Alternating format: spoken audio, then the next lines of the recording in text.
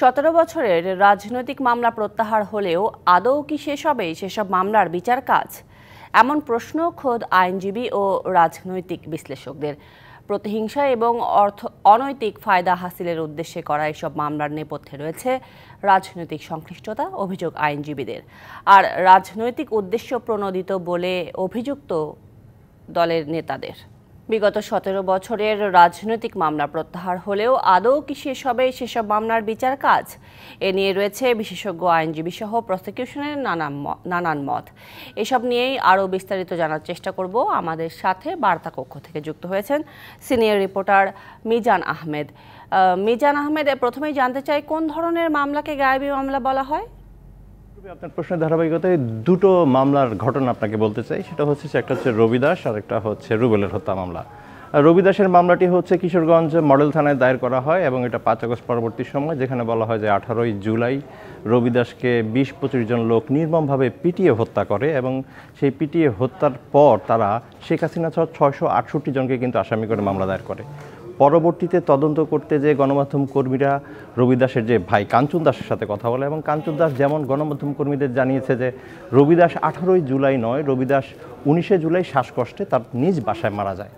এই যে মামলাটি, এই মামলাটি হচ্ছে গায়েবী মামলার একটি উদাহরণ। যদি আরেকটি কথা আপনার মাধ্যমে জানাতে চাই যে আমাদের যেমন অলরাউন্ডার, বিশ্ববিখ্যাত অলরাউন্ডার সাকিব আল হাসান, তিনি যখন কানাডাতে গ্লোবাল টি20তে পারফর্ম করতেছিলেন, ঠিক সেই সময় কিন্তু 5 আগস্টের রুবেল হত্যা মামলায়, আদাবর থানা করা মামলায় তাকে 18 নম্বর আসামি, এজাহার নামীয় আসামি করা হয় এবং সেখানে সেই মামলায় বলা হয়েছিল যে 5 আগস্ট রুবেল গুলিবিদ্ধ হন পুলিশের গুলিতে এবং 2 দিন হাসপাতালে ভর্তি থাকার পর 7 আগস্ট তিনি মারা যান। এই যে মামলা, এই মামলাগুলোকে মূলত আসলে গায়েবী মামলা বলা হয়। একদম পরিষ্কার। প্রত্যাহার করা যে মামলার বিচার কাজ নিয়ে শঙ্কার সৃষ্টি হয়েছে, আমরা বলেছি প্রতিবেদনে, আসলে কি কি চ্যালেঞ্জের কথা বলছেন বিশ্লেষকরা বা বিশেষজ্ঞরা? সরকার 4টি ক্যাটাগরিতে আসলে এই মামলাগুলোকে গায়েবী হিসেবে ডিটেক্ট করেছে। সরকারের বক্তব্য যদি, আসিফ নজরুলের বক্তব্য যদি স্পষ্ট হতো বুঝে থাকে, সেক্ষেত্রে তিনি যেমনটি বলেছেন, প্রথম ক্যাটাগরিতে ছিল যে এই মামলাগুলো কি পুলিশ করেছে কিনা। দ্বিতীয় ক্যাটাগরিতে ছিল যে এই মামলাগুলো ছিল পুলিশের উপর হামলা এবং সরকারি কাজে বাধা দান। তৃতীয়ত ছিল যে এই মামলাগুলোতে হাজার হাজার ব্যক্তিকে অজ্ঞাত আসামি করা হয়েছে। কালার এক্সপার্ট, জর্জ স্যাপ এবং মাইল্ড অন হ্যান্ডস টেকনোলজি সমৃদ্ধ অরিক্স ক্রিস্টাল ওয়াশ আপনার। এবং চতুর্থত ছিল যে এই মামলাগুলো কোনো রাজনৈতিক সমাবেশের পূর্ব এবং পরে। এই 4টি ক্যাটাগরিতেই কিন্তু সরকার এই গায়েবী মামলাগুলো ডিফাইন করেছে।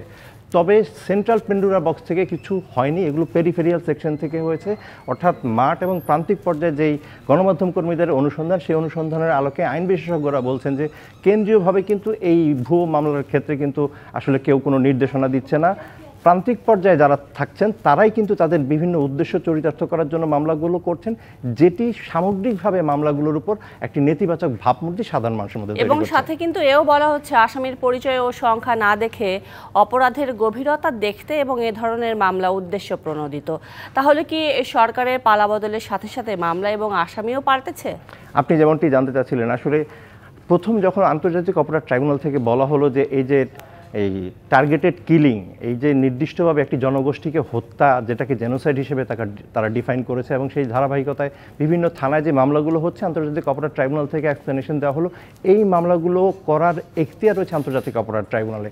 তারপরে কিন্তু যে 300-350 মামলাটি বিভিন্ন থানায় হচ্ছে, এরপর মামলার ফ্লোটা কিন্তু ইন্টারন্যাশনাল ক্রাইমস ট্রাইব্যুনাল অ্যাক্টের আইনের দিকে চলে আসলো এবং এখানে তখন কিন্তু 273টি অভিযোগ জমা পড়লো এবং সেই অভিযোগের ক্ষেত্রে দেখলাম যে বিশাল কলেবরের আসামির সংখ্যা এবং সেই ক্ষেত্রে কিন্তু রাষ্ট্রপক্ষ থেকে যেটি জানিয়েছে যে তারা গ্র্যাভিটি অফ দ্য অফেন্স, অর্থাৎ অপরাধের গভীরতা বিচারে নিচ্ছেন এবং সেটা তদন্ত করতে যে যাদের সংশ্লিষ্টতা পাচ্ছেন তাদেরকেই তারা আসামি হিসেবে অভিযুক্ত করবেন। এখানে আসামিদের পরিচয় কিংবা সংখ্যা কোনো কিছু তারা বিবেচনার মধ্যে আনতেছেন না। তাহলে এই যে শত শত ব্যক্তিকে আসামি করে করা এসব মামলার নেপথ্যে কারা ভূমিকা রাখছে? মামলা করেন কারা? মামলা করেন যারা প্রভাব প্রতিপত্তিতে অনেক শক্তিশালী, তারাই কিন্তু মামলা করেন। 5 আগস্ট পরবর্তী সময়ে যারা প্রভাব প্রতিপত্তিতে শক্তিশালী তারাই কিন্তু মামলাগুলো করছেন এবং সেই মামলাগুলোর ধারাবাহিকতায় কিন্তু এই মামলাগুলোর সংখ্যা বাড়ছে। আপনার মনে রাখতে হবে আমাদের বিচার বিভাগে কিন্তু এখন প্রায় 44 লাখ মামলা জটে ভারাক্রান্ত। অতএব সেই ক্ষেত্রে এই যে নতুন মামলার যেই একটি জট তৈরি হচ্ছে, সেটি কিন্তু আমাদের বিচার বিভাগের যে বিচারের যে গতিশীলতা তাকে আরো স্তমিত করে দেবে। এটা একটা বড় চ্যালেঞ্জ। এমন অবস্থায় মিজান, বিচার প্রক্রিয়া প্রশ্নবিদ্ধ হওয়ার কোনো সুযোগ আছে কিনা জানতে চাই আপনার কাছে। বিচার প্রক্রিয়া প্রশ্নবিদ্ধ হওয়ার সুযোগ নেই, এটা আমার মত। এর কারণটা হচ্ছে বিচার প্রক্রিয়া বলতে আমরা যেটা বুঝি সেটা হচ্ছে আনুষ্ঠানিক অভিযোগ গঠনের মধ্য দিয়ে কিন্তু বিচার প্রক্রিয়া শুরু হয়। সেক্ষেত্রে চার্জ ফ্রেমের আগে অর্থাৎ অভিযোগ গঠনের আগে কিন্তু আপনি তাকে আসামিও বলতে পারেন না। আদালতের ভাষায় কিন্তু আপনার তাকে বলতে হবে অ্যাকিউজড অর্থাৎ অভিযুক্ত। অতএব যখন আপনারা দেখতে হবে যে আদালত কতটুকুভাবে কয়জনকে সুনির্দিষ্ট অভিযোগে বিচার প্রক্রিয়ায় সংশ্লিষ্ট করেছে, তারপরে বলা যাবে যে আসলে বিচার প্রক্রিয়ায় প্রশ্নবিদ্ধ হচ্ছে কিনা। অতএব বিচারটা শুরু হওয়ার আগ পর্যন্ত কিন্তু এদের কিন্তু আমরা অভিযুক্ত বলবো, আসামি বলার সুযোগ নেই। আর বিচার শেষ হওয়ার পরই আসলে বিচার প্রক্রিয়া প্রশ্নবিদ্ধ কিনা সে বিষয়ে মূল্যায়ন করা যাবে। একদম পরিষ্কার। মিজান আহমেদ, অসংখ্য ধন্যবাদ আপনাকে বিস্তারিতভাবে ব্যাখ্যা করার জন্য।